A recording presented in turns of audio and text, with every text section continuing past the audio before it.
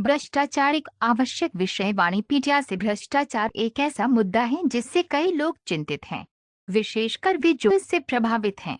कुछ देश दूसरों की तुलना में कम भ्रष्ट हैं, लेकिन सिद्धांत रूप में प्रत्येक वातानुकूलित आत्मा के भीतर भ्रष्ट होने की प्रवृत्ति होती है। धोखा देने की प्रवृत्ति हम सभी के अंदर होती है। ये धोखाधड़ी की प्रवृत्ति भ्रष्टाचार को जन्म देती है। जब तक नेतृत्व उदाहरण देकर ये नहीं दिखाता कि धोखाधड़ी की प्रवृत्ति से खुद को कैसे शुद्ध किया जाए, तब तक बड़ी संख्या में लोग स्वचालित रूप से भ्रष्ट तरीके से कार्य करेंगे। श्री प्रभुपाद कहते हैं, वास्तव में दुनिया में हर कोई इस आंदोलन को बहुत आसानी से स्वीकार कर सकता है। मेरी दृष्टि का दृष्टिकोण यह है कि पूरी दुनिया में हर कोई अच्छा और निर्दोष है, केवल उन्हें दुष्ट नेताओं द्वारा गुमराह और भ्रष्ट किया गया है। यदि आप सब कुछ अच्छी तरह से व्यवस्थित कर सकते हैं, भविष्य के अमेरिकी और यूरोपीय बहुत अच्छे बनकर सामने आएंगे। ये मेरी राय है। जीवन के सभी क्षेत्रों में योग्य नेतृत्व महत्वपूर्ण है।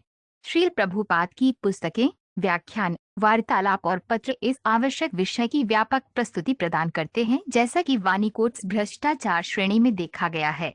उनकी पुस्तकों का एक परिचय निम्नलिखित 11 उद्धरणों में दिया गया है। श्री प्रभुपाद की पुस्तकों से उद्धरण आए दिन प्रशासक आपस में झगड़ते रहते हैं। मंत्रियों का मंत्रिमंडल अक्सर दलीय और समूह स्वार्थ के कारण बदलता रहता है। हर कोई मरते दम तक राज्य के संसाधनों का दोहन करना चाहता है। कोई भी व्यक्ति राजनीतिक जीवन से तब तक सेवानिवृत्त नहीं होता जब तक उसे मजबूर न किया जाए। ऐसे निम्न श्रेणी के आदमी लोगों का भला कैसे कर सकते हैं? इसका परिणाम भ्रष्टाचार, साजिश और पाखंड है। उन्हें श्रीमद् भागवतम से सीखना चाहिए कि विभिन्न पदों का प्रभार सौंपने से पहले प्रशासकों को कितना आदर्श होना चाहिए। श्रीमद् भागवत 1.1.2.18 समाज में आसुरी मानसिकता को मिटाने का एकमात्र साधन कृष्ण चेतना का विज्ञान सिखाना है। राक्षसों द्वारा फैलाई गई सभी आपदाओं और भ्रष्टाचार को ध्यान में रखते हुए ये दुनिया के प्रत्येक नागरिक की नैतिक जिम्मेदारी है कि वे कृष्ण चेतना के विज्ञान को सीखें और सिखाएं। बुद्धि द्वारा त्याग, अध्याय 2.2। इस कलयुग में लोग अपनी सरकार चाहते हैं क्योंकि राजा भ्रष्ट हो गए हैं। पहले ऐसा नहीं था। राजाओं के पुत्रों को एक अच्छे ब्राह्मण आचार्य के मार्गदर्शन में प्रशिक्षित किया जाता था, जैसे कि पांडवों और कौरवों को योग्य ब्राह्मण प्रोफेसर श्री द्रोणाचार्य के निर्देशन में रखा गया था। भागवत का प्रकाश, अध्याय 44। लोकतंत्र में एक राजा या सर्वोच्च कार्यकारी अधिकारी के स्थान पर बहुत सारे अर्ध राजा होते हैं। राष्ट्रपति, मंत्री, उपमंत्री, सचिव, सहायक सचिव, निजी सचिव और अवर सचिव। कई पार्टियां हैं, राजनीतिक, सामाजिक और सांप्रदायिक, और पार्टी व्हिप, पार्टी सनक इत्यादि भी हैं। लेकिन कोई भी इतना प्रशिक्षित नहीं है कि शासितों के तथ्यात्मक हितों का ध्यान रख सके।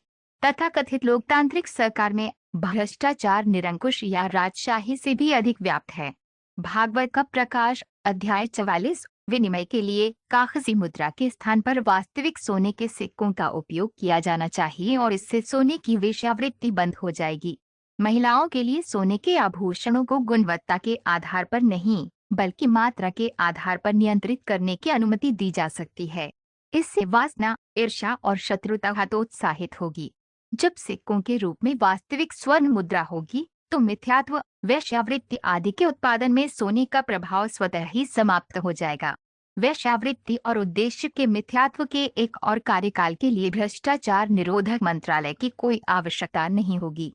श्रीमद्भागवत 1.17-39। भगवान ने यमराज को मृत्यु के बाद भ्रष्टात्माओं को ले जाने और उन्हें उनके पापूर्ण कार्यों के अनुसार दोषी ठहराने के लिए पृथ्वी ग्रह से लगभग सैकड़ों हजारों मील दूर एक विशेष ग्रह पर नियुक्त किया है। इस प्रकार यमराज के पास गलत काम करने वालों को दंडित करने के अपने जिम्मेदार कार्यालय से छुट्टी लेने के लिए बहुत कम समय है। धर्मात्मा मनुष्यों से अधिक दुष्ट लोग हैं।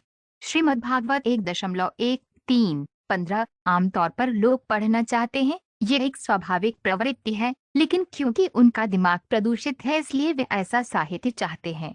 इन परिस्थितियों में श्रीमद्भागवतम जैसा पारलौकिक साहित्य न केवल सामान्य रूप से लोगों के भ्रष्ट दिमाग की गतिविधियों को कम करेगा, बल्कि यह कुछ दिलचस्प साहित्य पढ़ने के बाद उनकी लालसा को भी भोजन प्रदान करेगा। श्रीमद्भागवत 1.5 11 अधार्मिक प्रवृत्तियों पर अंकुश लगाने के लिए एक उपयुक्त राजा की अनुपस्थिति में लोगों को श्रीमद् भागवतम की शिक्षा में व्यवस्थित रूप से शिक्षित करने से भ्रष्टाचार, रिश्वतखोरी, ब्लैकमेल आदि का धुंधला वातावरण साफ हो जाएगा। श्रीमद् भागवतम 1.17-27 महाराज परीक्षित जैसा जिम्मेदार राजा पांडवों की अच्छी प्रसिद्धि की कीमत पर अपने राज्य में अधर्म के मित्र को पनपने नहीं दे सकता था। राज्य में भ्रष्टाचार मिटाने का यही तरीका है, अन्यथा नहीं। अधर्म के मित्रों को राज्य से बाहर निकाल देना चाहिए, इससे राज्य भ्रष्टाचार से बचेगा। श्रीमद्भागवत 1.17-31 अपने आदेश से भगवान पृथ्वी को पर्याप्त या अपर्याप्त उत्पादन करा सकते हैं। यदि एक धर्मनिष्ठ राजा शास्त्रीय आदेशों के अनुसार पृथ्वी पर शासन करता है तो स्वाभाविक रूप से नियमित वर्षा होगी और सभी मनुष्यों के लिए पर्याप्त उपज होगी। शोषण का कोई सवाल ही नहीं होगा क्योंकि सभी के पास पर्याप्त होगा। कालाबाजारी और अन्य भ्रष्ट लेन देन स्वतः ही बंद हो जाएंगे। केवल भूमि पर शासन करना मनुष्य की समस्याओं का समाधान नहीं कर सकता जब तक कि नेता के पास आध्यात्मिक क्षमताएं न हो। श्रीमद्भागवत 6.1-4-10 ध्रुव महाराज एक आदर्श राजा के रूप में दान देकर व्यवहारिक रूप से अपना खजाना खाली कर देते थे। एक राजा का उद्देश्य केवल नागरिकों से कर वसूलना और इंद्रिय तृप्ति के लिए धन संचय करना नहीं है।